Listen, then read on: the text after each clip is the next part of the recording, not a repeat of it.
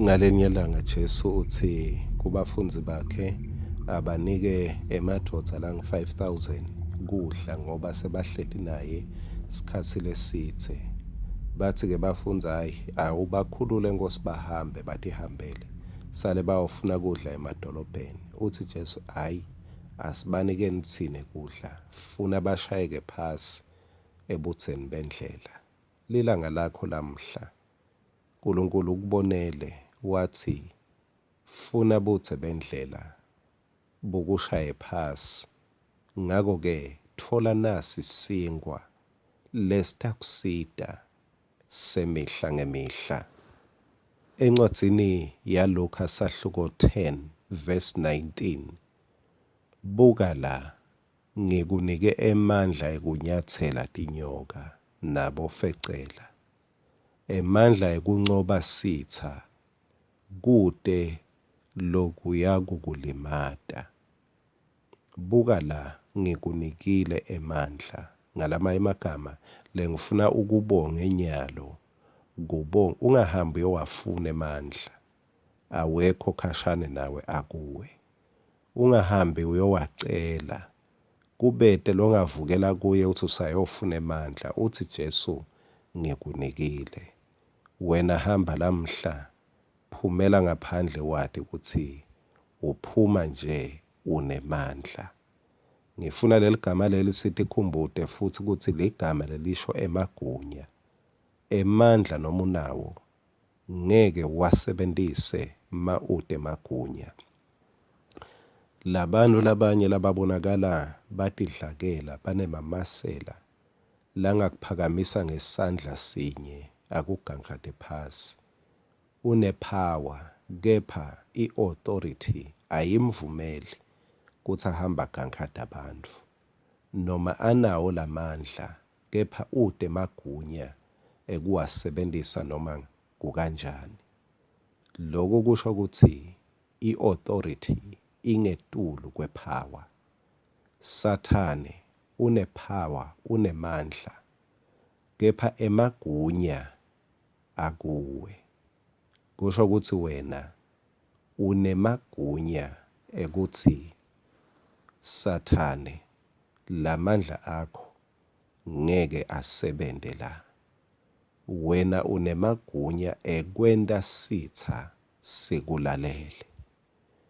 Mangabe umtali anemntwana abuka ngaphandle abone isimo sishubile emakhata, ubese lo mtali uthatha kwembatha lokufuthumele lokutawukwenda lo mntwana makaphumela kulesimo langeke asigucule lo mtali. Makaphumela kulesimo lo mntwana aphume afuthumele. Makamembathisa lo mntwana wakhe lo mtali usuke ngalamanye amagama athi ngalokwembatha ngikunike emagunya ukuthi uphile ungalinyatwa ngemakhata. Ngalokwembatha usuke athi ngikunika kwekuncoba lesimo lophumela kuso. Jesu akasishiyi mahhala. Ubuka abalandeli bakhe, ubuka imimoya, ubona timo, ubona emandla esitha ayashulungana. Ubona sitha silahliwe salahlelwa emhlabathini, sinelulaka lolukhulu futhi sinesikhathi lesincane. Jesu ubuka lo mhlaba uthi lo mhlaba usesandleni semandla. Lo mhlaba usekelwe usimiswa kusebenta emandla thile langabonwa ngeliso lenyama. Sewutakula bakhe Jesu uyabatshela.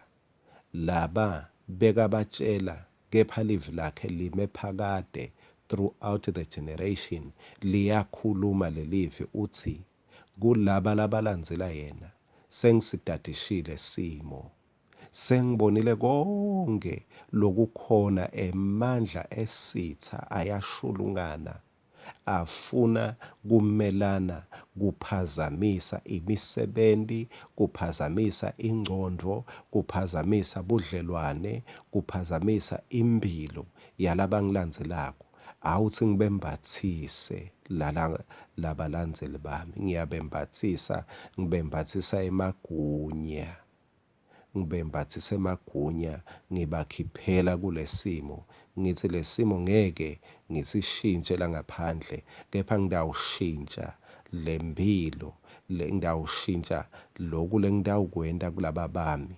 Labami ngidawubagada, ngibanike emagunya, bese ngiyabareleasa ngithi hamba kuloku lengikubonile la ngaphandle, kude lokudakukulimata. Asho njalo lamagama lamabili ekugcina lashiwa nguJesu uthi nothing shall harm you. Nothing shall harm you.